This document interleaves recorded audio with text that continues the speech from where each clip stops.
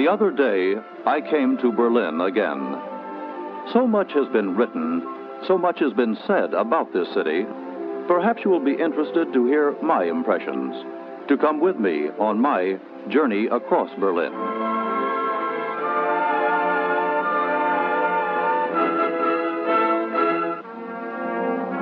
Factories loom up before my eyes. And what I feel right away is the jaunty spirit, the pulse of a dynamic, forward-moving society of 2.5 million people.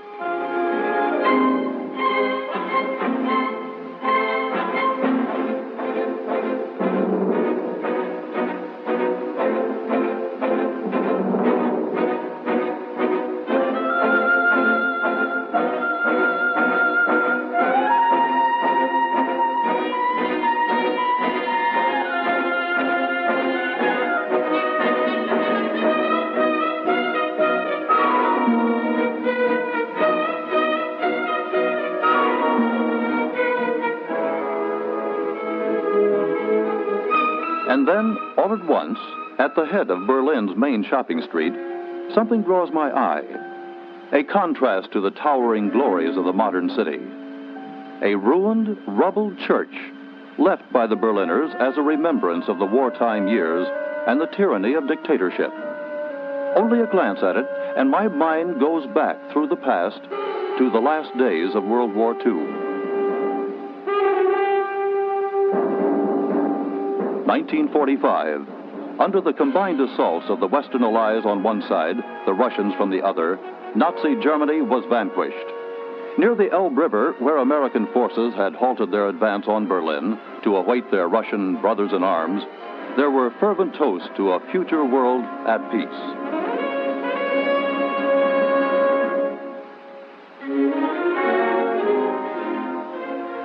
And who will ever forget the jubilant faces of the thousands of Russian prisoners of war freed by the Americans? The Nazi swastika lay trampled as hopes soared high that the Allies would work together in peace, the prayer of millions of us all over the world at war's end. There was work to be done.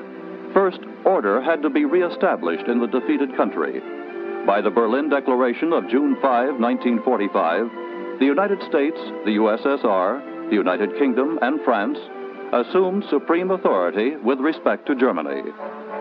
War's end found that their fighting had carried the British and American forces to the Elbe River, far beyond the link-up line agreed on with the Russians. In good faith, the British and Americans pulled back to the agreed line. The Allies split up Germany into 4 occupation zones.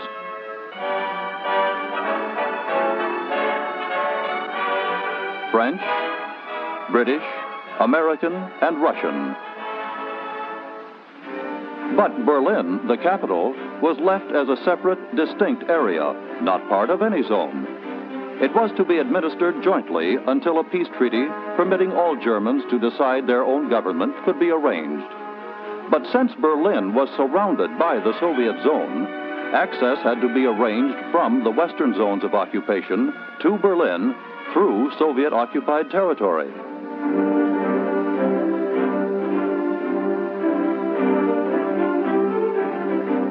That same month, June 1945, an exchange of letters between President Truman and Marshal Stalin of the USSR led to the agreement on arrangements for use by the Western powers of free and unimpeded access routes to Berlin.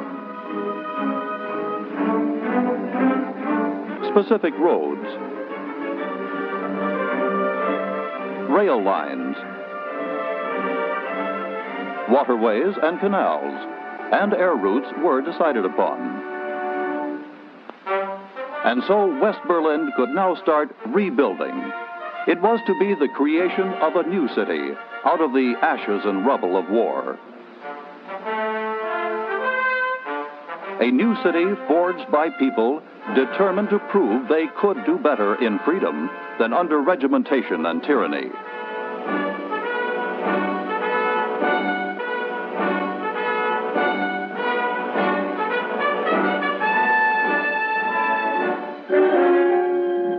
thinking about all this, I can understand why the West Berliners leave this church standing, a stark and shattering symbol of the past, amid the skyline of the new city all around.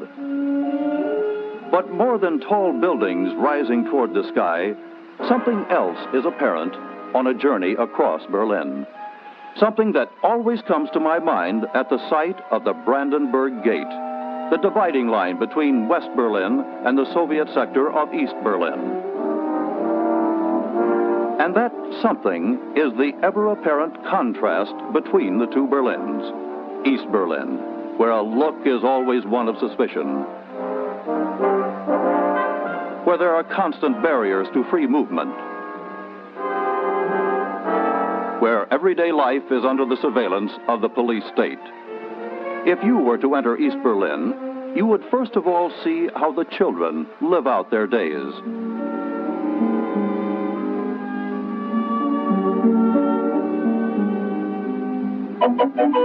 Then here, on the free side of the border, you would contrast the buoyant hope and spirit with the somber suspicion pervading the East Berlin Soviet sector just across the border. A contrast the Soviets cannot allow the world to see. That is why they have not hesitated to use force, in threat or actuality, in an attempt to throttle the existence of West Berlin. I remember June 1948.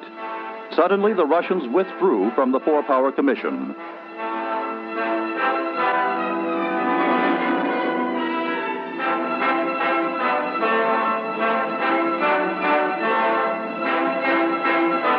With their withdrawal, they cut off electric power.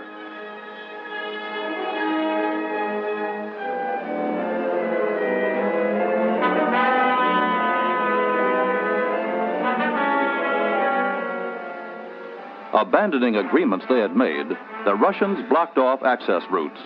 West Berlin was cut off from the free world. Supplies dwindled rapidly. Although the Free Berliners were resolved not to yield to Soviet pressure, the outlook was dark.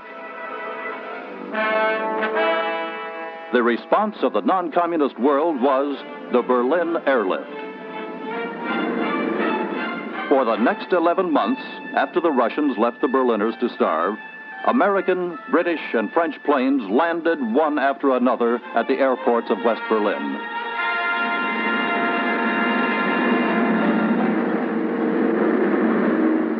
Into the besieged city came supplies of food, coal, petroleum, a massive airlift unequaled in history.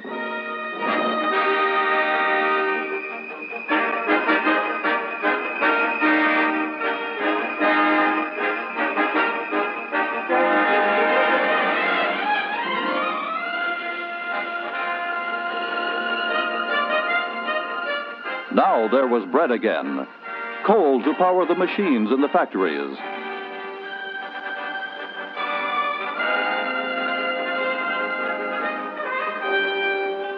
Now there was again precious medicine for the sick, the helpless, and the young.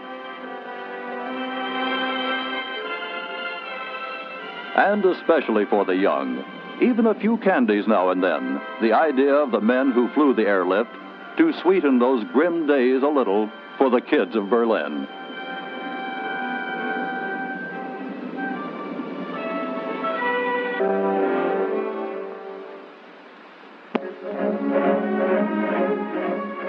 I was in Berlin again during the airlift. I remember planes landing day and night. There was time for only a brief rest before the airmen flew back to West Germany for another load. And in they came again, through fog and bad weather, whatever the elements. Some brave men made their last flight in that Berlin airlift.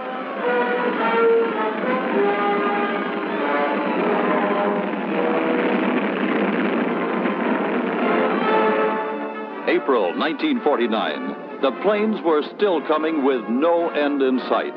The Russian blockade was a failure. Accordingly, the Russians admitted defeat. A new agreement signed in New York between the USSR and the United States reaffirmed the removal of all restrictions on communications, transportation, and trade between West Berlin and the western zones of Germany. Supplies of food came into the city again, by barge, rail, road, as well as air. But the Berliners would never forget those airmen who died, so Berlin could maintain freedom in her hour of peril. And near Tempelhof Airport stands a monument to those who made the last flight, to that bridge of friendship between the free world and the people of the city. Even a short journey across Berlin reveals how the right of free access is essential for the city to exist. The Soviets have no authority to repeal these access rights or to transfer them to a satellite power. Nor can the Western allies permit this authority to be usurped by a government responsible for such events as occurred in East Berlin on June 17, 1953. Starting as a protest demonstration of 10,000 East Berliners demanding free elections and freeing of political prisoners, it spread to many East German cities and villages. 19 different city prisons were stormed.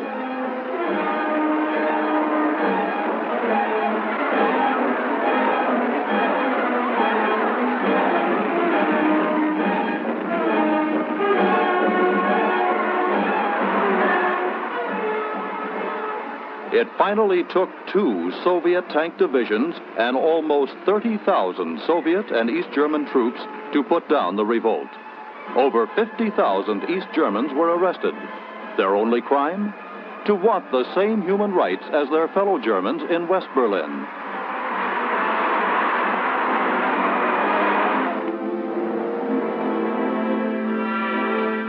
And when the bodies of the 569 East German workers killed in the revolt were laid to rest, all over the 2 Berlins, thousands stood in somber silence as a mark of respect to their courage.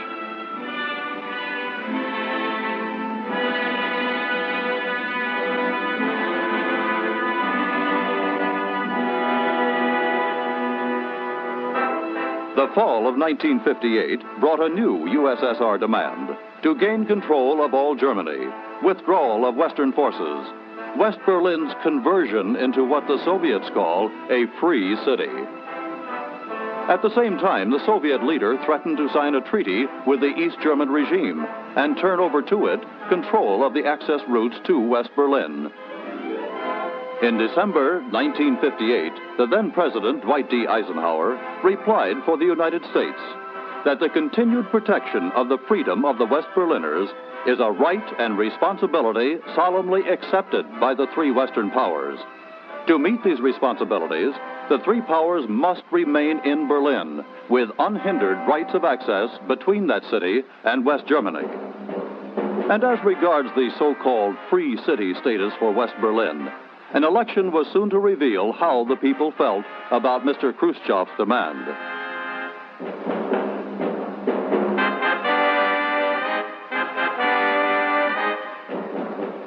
The Communist Party campaigned hard right up to the day of decision.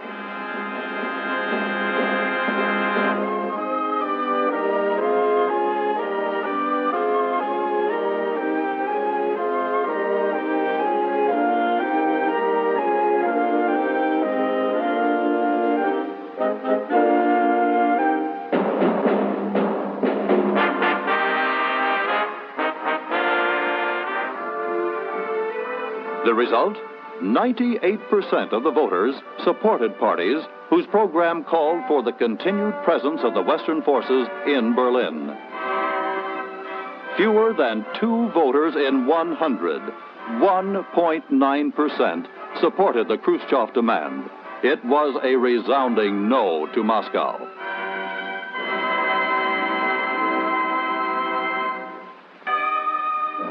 So, in Berlin today, I see them walk tall, stand firm, aware of their worldwide support in an issue that transcends the boundaries of their city, aware that the world knows what the Soviets mean by a free city.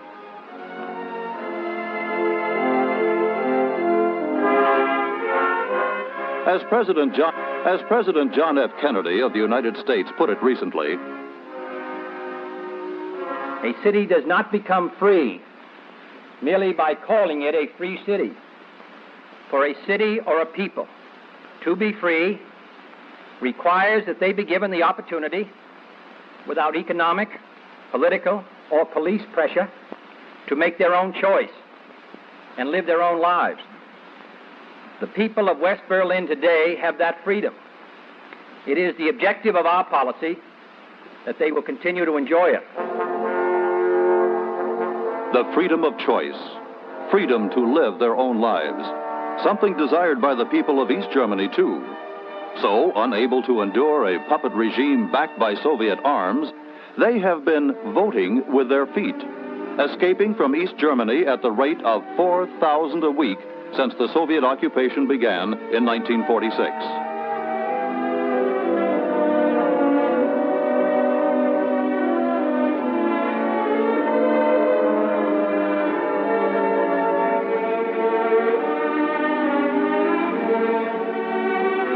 The refugees have had to leave behind their earthly possessions, but still they come. Doctors, engineers, teachers, technicians, people with skills badly needed in the communists' faltering economy.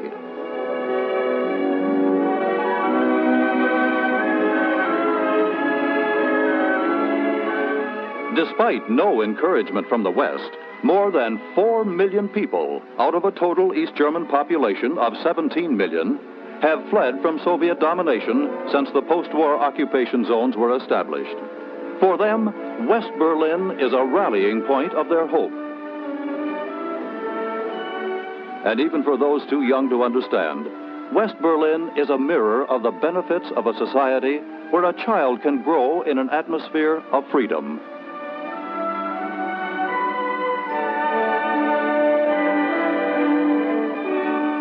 He can look toward the future with hope and confidence.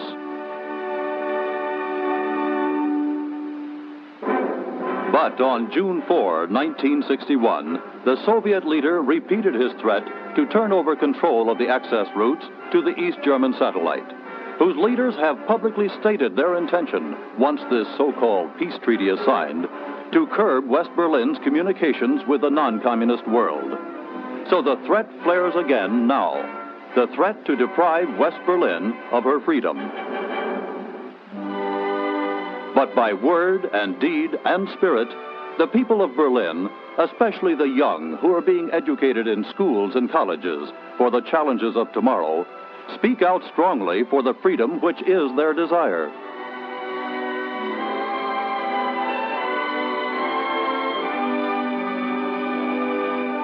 It is no accident that their outstanding university is called Free University.